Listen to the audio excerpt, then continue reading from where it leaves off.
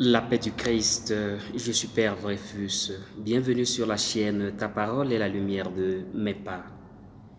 Ce dimanche, nous célébrons le 16e dimanche du temps ordinaire A. L'Église nous propose les textes suivants pour notre méditation. La première lecture est tirée du livre de la sagesse au chapitre 12, les versets 13, 16 jusqu'au verset 19. La seconde lecture est tirée de la lettre de Saint Paul apôtre aux Romains au chapitre 8, les versets 26 jusqu'au verset 27. Et l'évangile est tiré de Saint Matthieu au chapitre 13, les versets 24 jusqu'au verset 43. Comme d'habitude, l'Église continue de nous accompagner avec la parole de Dieu dans notre cheminement quotidien. Les textes liturgiques de ce dimanche nous font découvrir le vrai visage de Dieu. À l'image d'un Dieu vengeur se substitue celle d'un Dieu patient, plein d'amour et de miséricorde. Notre Dieu n'est pas celui qui écrase ses ennemis. Il est un Dieu plein d'amour qui veut le salut de tous les hommes.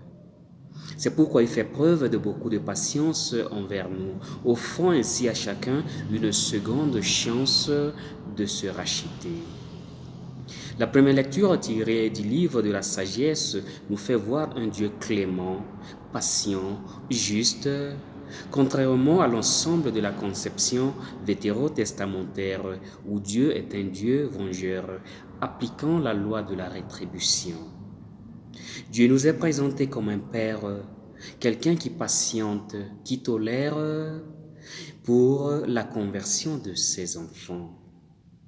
À la différence d'un homme qui montre sa force lorsque sa puissance est disputée et qui réprime avec dureté ceux qui la bravent sciemment, toi, Seigneur, tu juges avec indulgence, tu nous gouvernes avec beaucoup de ménagement, alors que tu n'as qu'à vouloir pour exercer ta puissance, nous dit l'auteur du livre de la sagesse. Le grand désir de Dieu a toujours été que le pécheur se convertisse et qu'il vive. Et pour cela, il prend patience. Cela vaut même pour les ennemis de son peuple. Il leur laisse à tous cette possibilité. C'est aussi ce message d'amour et de patience que nous retrouvons dans l'évangile de ce jour. Cette parabole du bon grain et de l'ivraie nous dit l'immense patience de Dieu. Il ne veut pas risquer d'arracher le bon grain avec l'ivraie. Il ne veut pas nous détruire et il nous demande de faire preuve de la même patience envers nous-mêmes et envers les autres. La parabole du bon grain et de l'ivraie répond à la question que chacun de nous se pose. D'où vient le mal? À cette question, Jésus répond, Dieu n'est pas à l'origine du mal, il n'a jamais créé le mal. Dieu n'a sémé que du bon grain dans son champ, dans le monde. C'est son ennemi qui a sémé l'ivraie, c'est-à-dire le mal. Le texte nous dit que l'ennemi est venu quand tout le monde dormait. En général, les choses mauvaises se passent dans les ténèbres.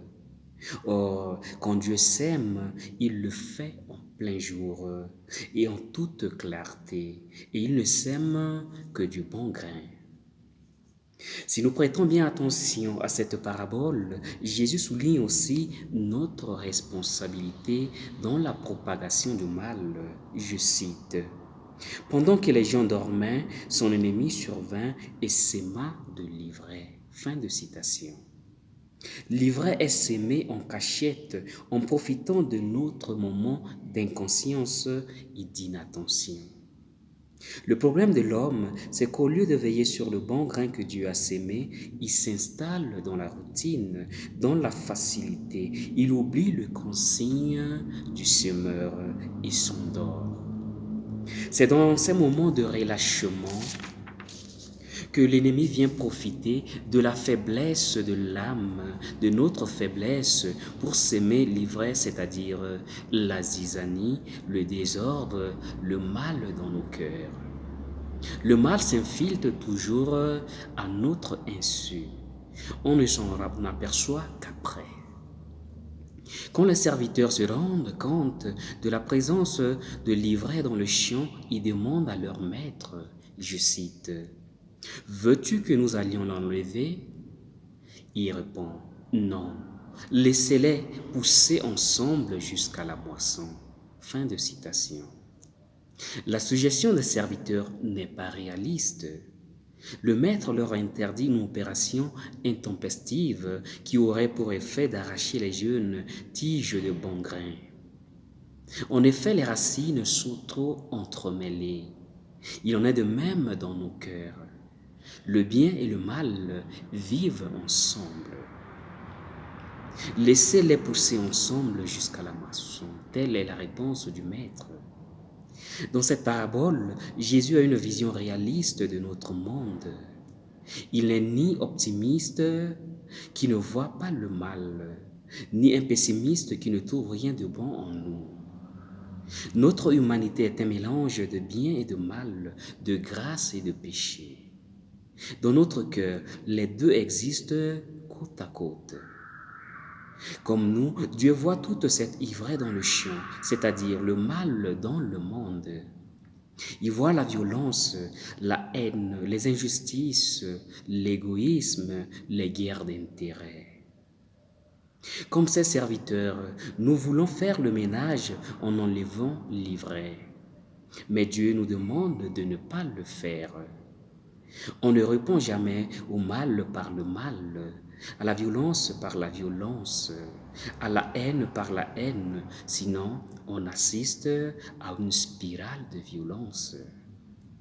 Certes, c'est une chose difficile que de patienter devant un mal qui se fait devant soi. C'est difficile de patienter vis-à-vis de quelqu'un qui tous les jours vous envoie un coup de pied. Ce n'est pas facile et c'est justement là qu'il faut mener le combat, cultiver la vertu de la patience. Comme pour la maturation du grain, il faut du temps, du recul pour pouvoir bien discerner les choix à faire en certaines situations complexes. Ce temps d'attente est souvent un temps de tolérance et même, en certains cas, un temps de souffrance. Mais il faut le dire, cette patience ne veut pas dire que nous allons rester les bras croisés en voyant ce qui se passe de mal, en attendant le jour où le miracle va se produire. Non, il n'en est pas ici question d'une patience bornée, stoïque, muette. Il faut toujours redoubler de vigilance pour discerner ce qui est bon et fécond d'avec ce qui ne peut que nuire et compromettre le projet de Dieu pour notre monde. Pour cela, il ne suffit pas d'espérer en toutes les circonstances. Il faut encore savoir discerner parmi les différentes situations que l'on doit affronter. Espérance et discernement doivent toujours aller ensemble. Car sans discernement, l'espoir devient illusoire. Et sans espérance, la lucidité risque d'aboutir à la résignation et au cynisme. Pour terminer, avec Dieu, une chose est sûre. Le bon grain menacé par l'ivraie ne périra pas. Avec Dieu, nous sommes sûrs que le mal n'aura pas le dernier mot. Ne nous décourageons pas en voyant le mal dans le monde et notre propre vie pleine de mauvaises herbes. Le bien finira toujours par triompher. Que le Seigneur nous aide. Je vous invite, pour ceux qui ne l'ont pas encore fait, à s'abonner à cette chaîne en cliquant sur s'abonner pour recevoir les prochaines vidéos. Que le Seigneur vous bénisse.